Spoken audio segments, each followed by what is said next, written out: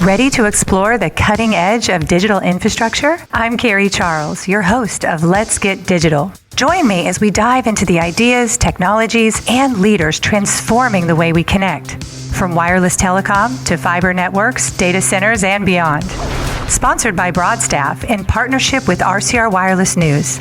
Now, let's dive in and let's get digital.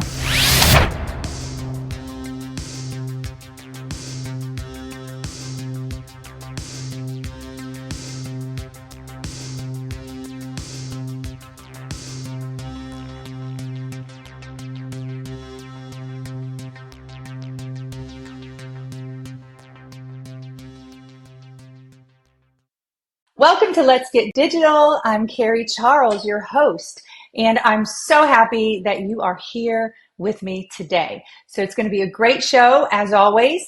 I am thrilled to introduce to you Ivo Ivanov. He is the CEO and chairman of the board for DE-CIX. And Ivo, I've known you for a while now. I've seen you at many different events here in the US. So I just want to say I'm so excited you're here and thank you. Thank you so much for having me. I'm excited being part of your great show. And yeah, let's have a chat about digital. Let's go. Let's go. First, I want to hear about you. A little bit about just the twists and decisions and maybe the risks that brought you to where you are today in your current seat with DE-CIX. Oh my gosh, that's it's a very complex question. Let me see how to answer. Probably I will start about my origin, right? So I have been born back in time in Sofia, Bulgaria, and this is where my life journey started. During the high school, this is one essential element, probably driving my emotional side until today. I decided to establish a radio show as moderator and producer. So this was very close to media. Afterwards, I did also 1 year with a TV broadcasting company on stage and in front of camera and microphones. This gave me a lot of experience with media and the way how to communicate with a bigger audience. Then my father told me, son, listen, this is probably not the way you should take in your life. I want to make sure you will be able to grow and create a nice career and also take care of all the family one day. I don't think this radio stuff and TV stuff is good enough. He never watched a production or listened to a production. I'm not sure how he came to that result because it was more a kind of entertainment Saturday afternoon thing. But he advised, and I was really happy to take this advice to start completely different, to start my law studies. And this is, in fact, one of the next important steps of my life. I started the first year at the University for Law Science in Sofia, and then I moved to Bonn, Germany for actually initial first year. But you'll see what happened out of this first year, 28 years in Germany now, with my state exams, with my bar exams, and creating my family here with 2 kids today. So a new home. And in fact, my career started as a lawyer specialized on media and telecom law because of the media background. You see, there are elements and puzzle pieces in life, they influence the career path later. And so, yeah, I started my career as a lawyer. And one beautiful day, I met Harald Summe, who is the founder of DE-CIX, and started working on a couple of projects. And because of this, I felt in love with the internet, felt in love with digital infrastructure, and decided to change my role being a lawyer in a big law firm to becoming a general corporate counsel with DE-CIX. And then I have been asked by colleagues after, because my language skills are also related to Eastern European languages, hey, can you help us out to start a strategy for DE-CIX based on Eastern European markets? I said, yeah, why not? Let's start traveling to telco shows. And this is how I got in touch with business development and more the business part and less the legal side of the business model. And I have been asked lately to manage the international expansion of DE-CIX, and how my journey has been for the past almost 17 years. I was for 12 years CEO international of DE-CIX, and then 3 years back, I have been asked after Harald stepped back from active operational duties to get the honor and become the new group CEO of DE-CIX. Ivo, every time I talk to you, I just get so energized and inspired. And I just love how you said, why not? Right. And you're just all about just going for it in life, in business. And I'm so excited for the rest of this interview. I can't wait. So thank you for sharing your story. Let's talk about DE-CIX now. What is the founding story? What problems do you solve? Yeah, the founding story is an amazing one. So there are not a lot of companies we see in the today's telco and digital infrastructure world that are that old. This year, literally a couple of weeks back, we celebrated 30 years anniversary of the company.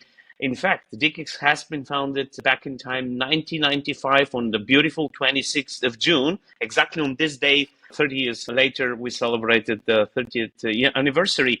And the company has been found in a very special time, actually the time where the commercial internet has been born, right? So we have been born with the commercial internet. The company has been founded obviously in Frankfurt, 1995, by three different ISPs. One based in the north of Germany in Hamburg, one in the middle of Germany in Dortmund, and one in the south of Germany in Karlsruhe. And now you can ask me why they decided to start the platform, the business of DE-CIX in Frankfurt. Yeah, because Frankfurt has been always a kind of a crossroad in the middle of Germany and crossroad in the middle of Europe. And this is very essential for digital infrastructure because digital infrastructure is built on digital roads. Our fiber installations, the telco cables, etc. Now, what happened later? So 30 years later, we do stay for one of the market leaders on our planet for interconnection services. We operate on 60 plus markets and interconnect globally more than 4,200 networks present on 5 continents. Obviously the US, Mexico, South America with Brazil, entire Europe, Middle East with Turkey, with Jordan, with Iraq, Pakistan. We have Dubai there. We have India, Southeast Asia with Singapore, Malaysia, Philippines, Indonesia, and Japan. And you see the loop is now closed. And in fact, DE-CIX operates a global network these days. So this is the journey from the 3 ISP early installation in Frankfurt back in time now to a global interconnection service company. Let's talk about the evolution of the Internet exchange. From the early peering clubs to today's global software-defined interconnection platforms. What were the big inflection points, and which ones or one are we living through right now? I think the essential service, and this is how everything started, is the peering service. And peering, we will have this term a couple of times probably during our great chat today.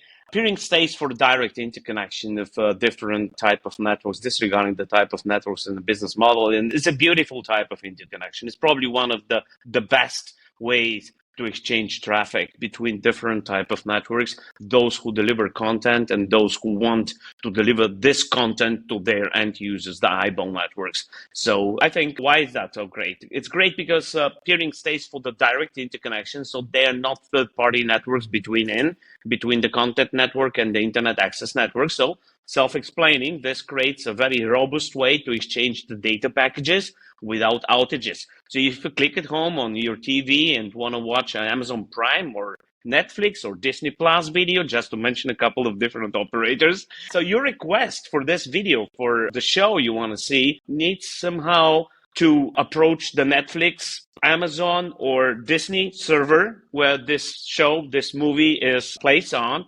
And how this happens, actually your request sits on the network of your internet access provider. It can be Comcast, can be Verizon, whatever, you name it. All the different network access operators, they deliver accesses to homes and offices, by the way. The same is valid for the office. So if those two networks are direct interconnected, the Comcast network, Verizon network, AT&T network, with the Netflix, Apple, or Disney network, this self-explaining, the packets, they flow immediately. They are extremely fast available, no outages, no pixel failures. If we watch a real-time show, a live show, this became even more important. Watch sports or entertainment, different type of sports. We know how important live TV sports shows are nowadays on IP, and everybody uses almost IP, right? So this type of quality is extremely important, but also security, because exchanging the packets in a direct way between the network that sends the request for the content and the network that has the content, make sure that not a third party that might not have the best intent, can be a criminal third party, can approach this communication. So it's about high performance, how we call it in our business, very low latency, and extremely resilient and secure way to communicate So this is the peering services. This is the foundation. And now what happened over the decades or even the past couple of years, more services they have been added. Services like cloud peering, also peering related to specific industry segments. We call it closed user groups for finance, for automotive, logistic industry. And now the latest news is the DE-CIX Internet Exchange for the artificial intelligence communication and connectivity needs. We call it AIIX. A lot of different developments. I think they have one thing in common, the logic of direct and very secure and resilient, highly performable traffic exchange. This is extremely relevant the more we talk about specific businesses, industries. They're crucial and they are critical also for our economies. This is even more relevant nowadays. And Carrie, one more element I want to add to the picture here. It's not about the services, it's also how the way the governance on internet exchanges has been developed over time. In early days, there were two types of exchanges. The so-called European model, this is the model we stay for, that is very neutral as we are owned entirely by one of the largest internet associations of the world. So we don't have one single shareholder as a carrier or a data center operator, so very neutral. And the other model is the data center owned internet exchange. There are examples in the US, companies like Equinix, they have their own exchange, CoreSite as well, another example for. And what changed over the time, especially when we entered as DE-CIX, the US market, introducing the European, very neutral, very distributed model, this changed the landscape in the US as well to a very positive development because immediately the services of the exchange, they became available in 20 different data centers across New York and New Jersey and not just available in the data center of one operator. And this inspired the entire community. We published last year, in light of our 10 years anniversary celebration in New York, a study that showed how big the market now grew in comparison to the LA market, for instance, where we see the non-neutral model only. In fact, by 400%, New York has been growing faster than the LA. And this also encouraged the business side of data center investments to become very focused on those markets. And we see a huge increase in investments on the data center side in the great area of New York. Just as one example, same is valid for Dallas or Chicago, where we do also operate. So this was also a very strong element in our global expansion, introducing this data center distributed and highly neutral model. So let's talk a little bit more about peering. What is the case for peering? Cost, performance, resilience, and where do companies leave money on the table? All right. So as I mentioned, peering stays for, rightly said from you, it's extremely robust, very secure because of the direct exchange, and you can have great redundancy. I will talk about performance just in a sec, and then where the companies, I believe, they do leave money on the table.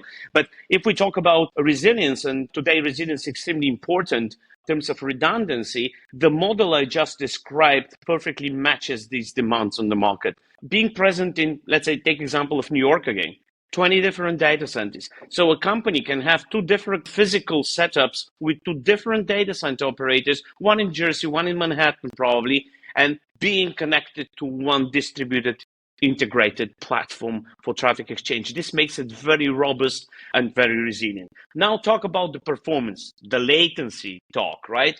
And I say latency is the new currency. Every single millisecond counts today for very good reasons. We have real-time applications. They deserve exactly this performance. And this is the main advantage of peering today in comparison to other services like transit, upstream, IP transit as a service, or different other type of interconnections, because it is highly performable and performance is everything today. I'll give you an example. When Netflix produced the show of Mike Tyson, we remember what happened. There has been a big outage at the beginning of not 65 milliseconds, but more than 60 seconds. And this is huge, right? At the beginning of a show, a lot of millions of users, they have been disappointed. And this shows us how important performance on IP is today. It has a direct impact on business and reputation. So this is one of the main advantages of peering, the high performance and the great security. Where companies might leave money on the table using upstream services only, IP transit only, because a lot of cases it's more expensive than peering and doesn't provide the direct controllability on the traffic flows companies need to have for their performance control. And also in general, when companies, they do not compare different options on the market. They do not rethink how they can change their digital strategy to how the way their data is storage, their data is processed, or how they plan their further expansions. If they stuck with one data center only, this is obviously very often the case that they leave money on the table.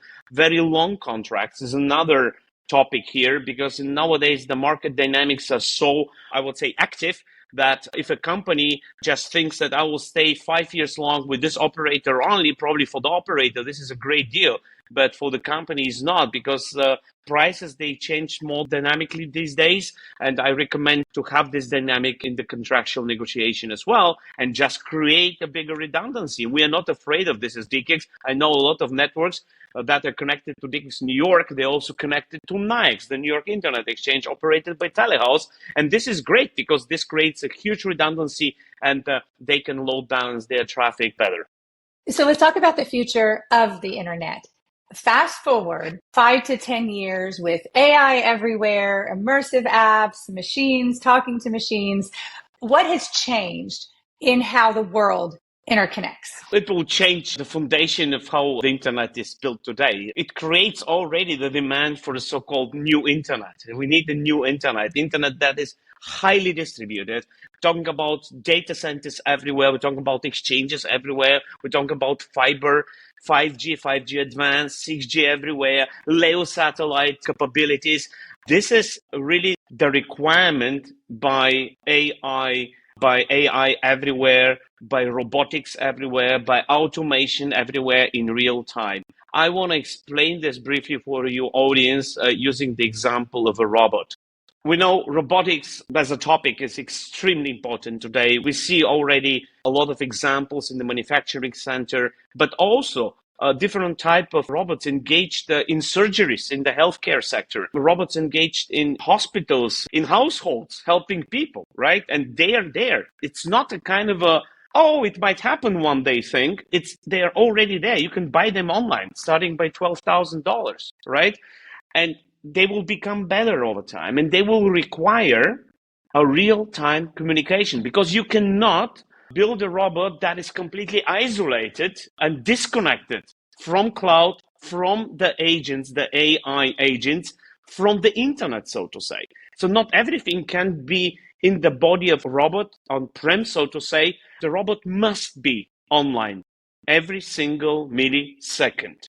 Now, what type of digital infrastructure does this require? And the robot here stays just as one example. You can take also examples of autonomous driving, the cars outside there, or other IoTs. But I think taking the robot is a good example to display the needs for different digital infrastructure. We at DE-CIX, we did analysis with professors for how our brains function.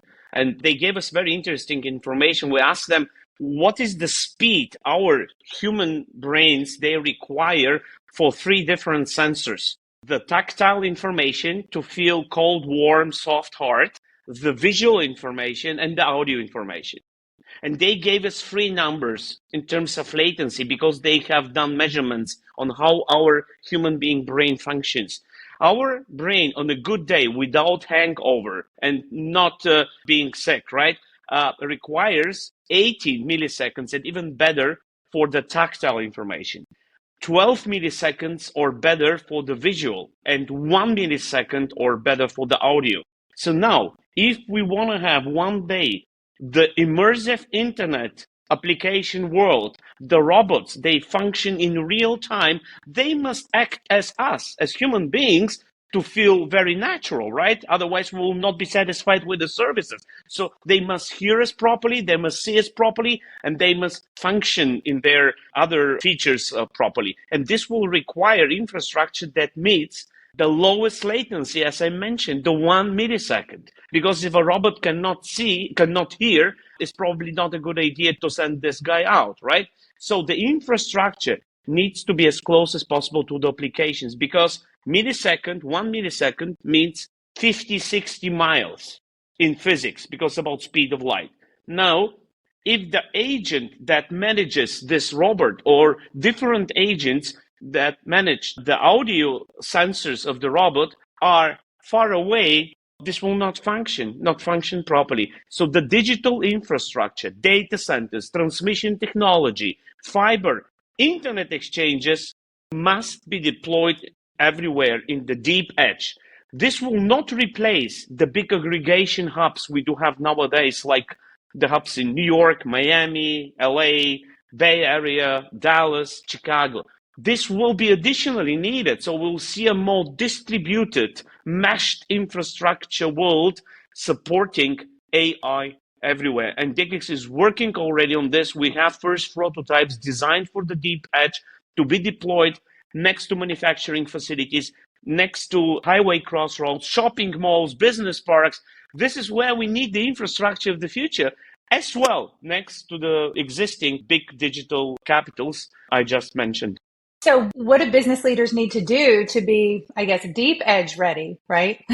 Depending on their business model, they need to accept new type of usage of digital infrastructure to become more interested in what I just described, in peering in different closed user groups, to be more present in the deep edge, to support digital infrastructure development next to their manufacturing facilities. For instance, let's take the example of real-time fraud detection. That is extremely important for the banks, the finance industry. This needs to be done in the edge, on site where the users are, as close as possible to the ATM, as close as possible to the branch of the bank, etc., to the online banking where the users are. And not all users, they sit on the east or the west coast. We have people, they are between N. So the need for this different understanding of how infrastructure should be used, but this infrastructure needs to be built as well. So we do have in the United States 15 states without a single internet exchange. We do have areas without a single carrier neutral data center. This needs to be changed. We need support from the public administration if it comes to permissions, if it comes to even a financial contribution. We need more capital getting interested in this area. And I think there's a great idea to invest in this area because this is the area of the future. This is where we will experience a world of undreamed of applications people will fall in love with and they will use it. I'll just give you an example of immersive experience on a football match. Just sitting with a new type of glasses, let's take the Apple's Provision Pro, on your couch in your living room, enjoying in a fully immersive way an incredible a real-time experience with your favorite football team. Because you are unable to buy a ticket, it's either too expensive or you don't want to do it because you're afraid of too many people in one stadium, or you're just disenabled. A lot of people, they cannot do it, but they can enjoy this. We are just at the beginning of an amazing era that will be only possible to happen if we understand that the underlying digital infrastructure is the must-have critical element to build it. And this is where it's very, very, very worth to invest in. Well said. Well said. Let's talk about AI inference versus training. Where in the AI lifecycle does low latency, high capacity, distributed interconnection create real competitive advantage? I recall my friend the robot again here, giving this example. This is exactly, thanks for the question. So, as I said, the robots, the cars, the autonomous cars, just these two examples to make it simple. And let's take the fraud detection in real time as well, approaching the finance sector, very important. So these three examples, they require real-time interconnection. We're talking about 1, 2, 3 milliseconds reaction. And I said, what does this mean?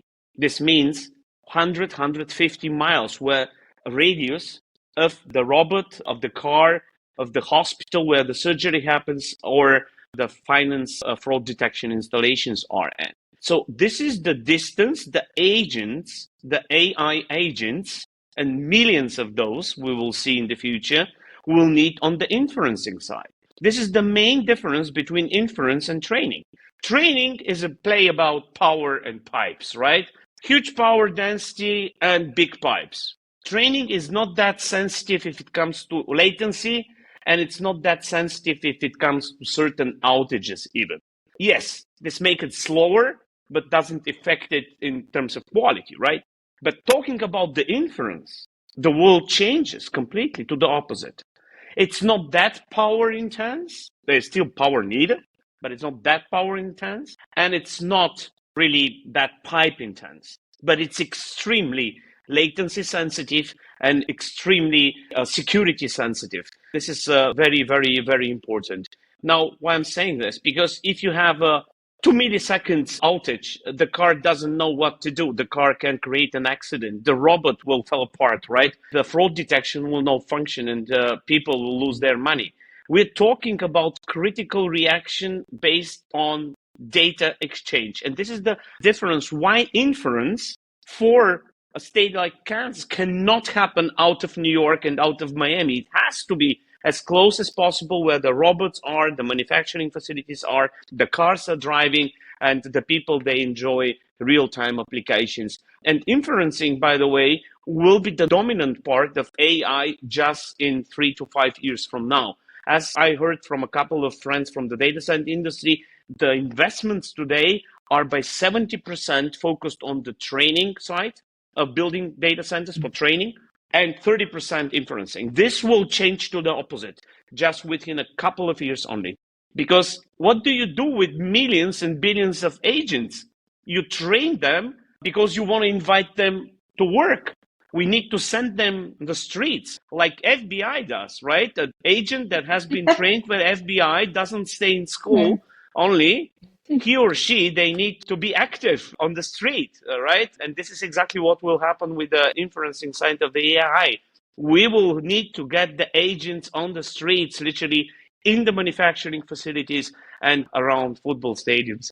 So this is what we will see, and this is the main difference between inferencing and training. Ivo, you have a bold vision to stand up an internet exchange in space. So I want to talk about that.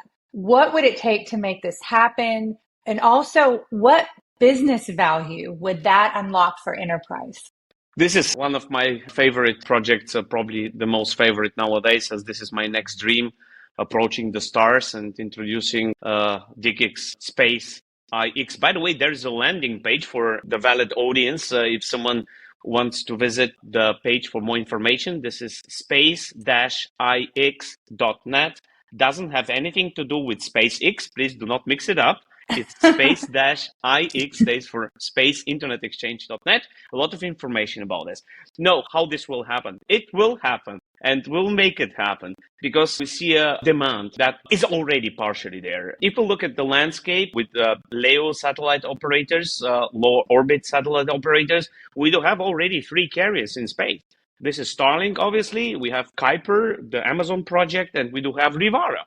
So they have 3 carriers with own satellites in space running their networks already in space, serving on Earth customers.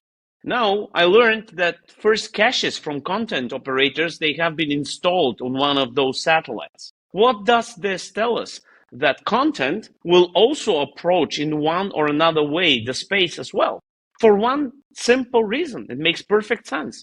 Because in this case, the satellite operators, the LEO network operators, they will be able to serve their customers on Earth with much better latency if the content comes directly from space to their devices on Earth, right? This is logical, right? And having carriers outside there, having content outside there, what is the missing element bringing all those guys together? This is the internet space exchange, as this happens on Earth with us for 30 years now. So this is the logic we follow, and we started first discussions with operators, and I asked one of those, is there a chance to have when DE-CIX placed the internet exchange router on one of your satellites and we start interconnecting and delivering better services, is there a chance to put a DE-CIX sticker on this router so people, enthusiasts, they can see it from Earth? So I said, yes, we will do, but this will be the most expensive sticker you have ever produced.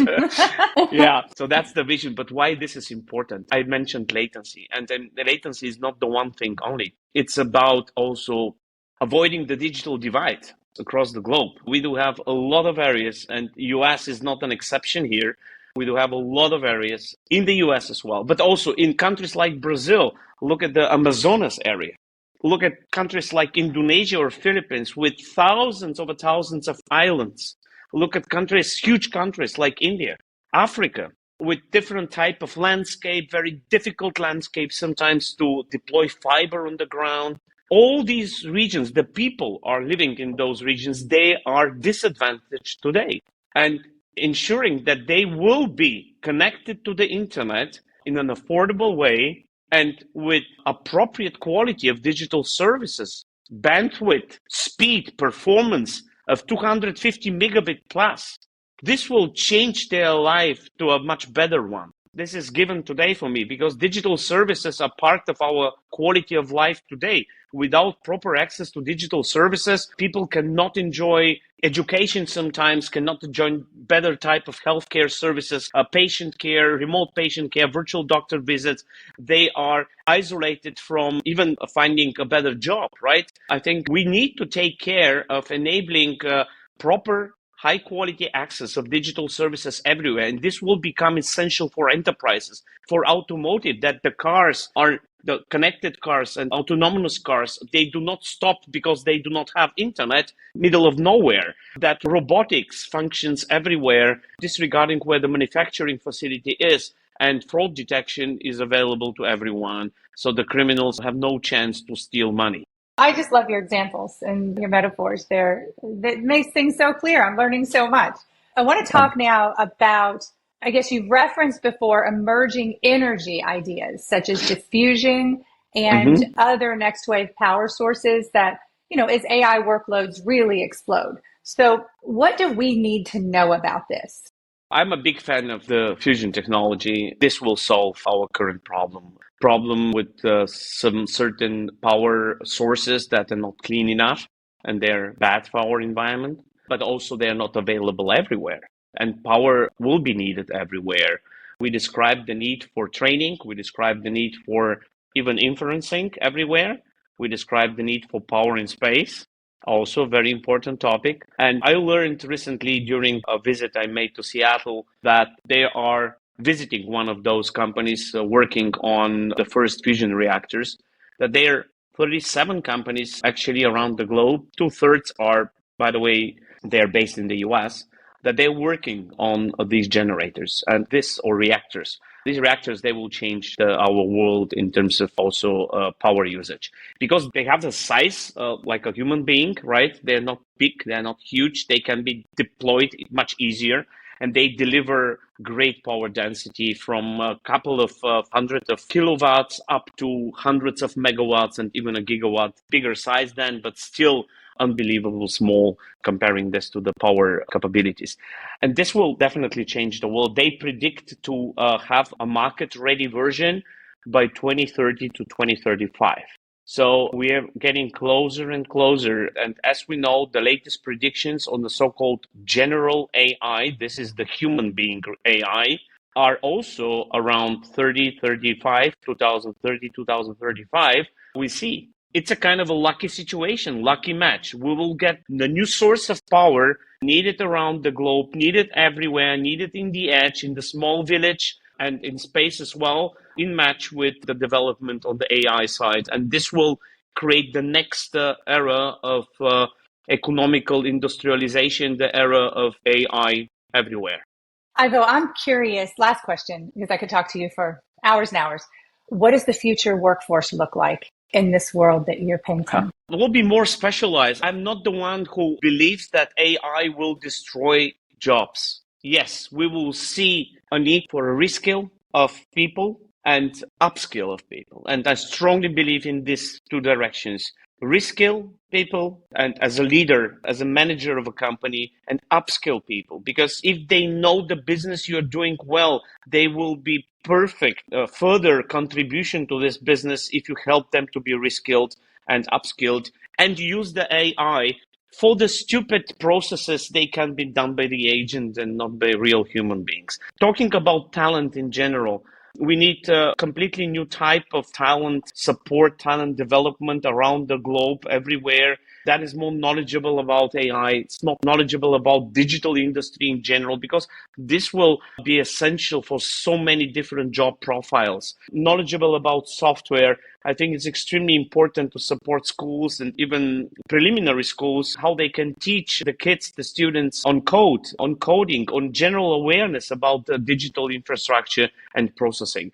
AI as well. And we as DE-CIX started an initiative just to support this in our field, of the field of interconnection.